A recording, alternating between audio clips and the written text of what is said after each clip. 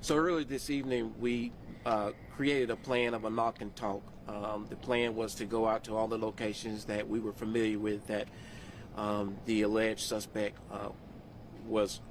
had visited or could have possibly been, based upon information that we have spoken to different, perhaps witnesses or individuals.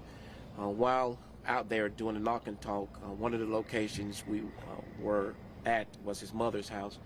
While at the mother's house, the mother received a phone call from, I believe, the aunt, which later ended up being a call from the son. And while mother speaking with the son, mother turned the son on to one of my sergeants, who began to talk to him and convince Mr. Jones to turn himself in.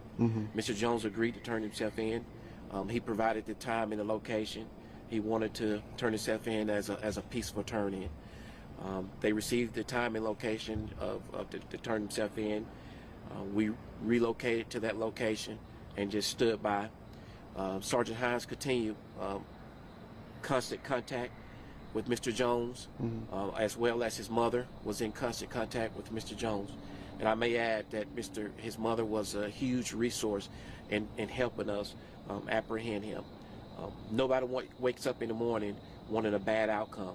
And so utilizing the mother and my staff trained and equipped to talk to individuals and knowing how to deal with individuals, was able to convince him to work with us and to turn himself into us, and that's what they did. So he turned himself in at a hospital? Any particular reason why? He just named the location for you?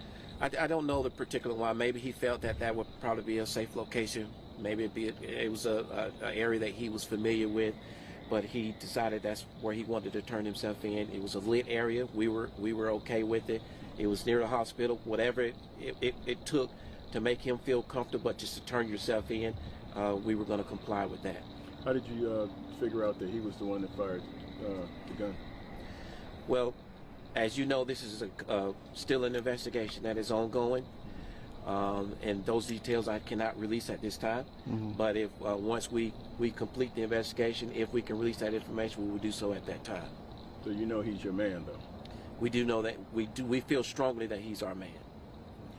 Is there anything you can share with us that he said to you all? Any remorse?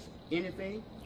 I don't believe that he expressed any remorse right now, but we can tell based upon his impression or body language, if you will, that he's fear. He's fear for some sort of reason. I believe that's some of why he decided he wanted to turn himself in. Had he expressed any threats to anyone? The female that was at the center of this? Anything? To my knowledge, I'm not aware of anything that he's expressed. His overall demeanor?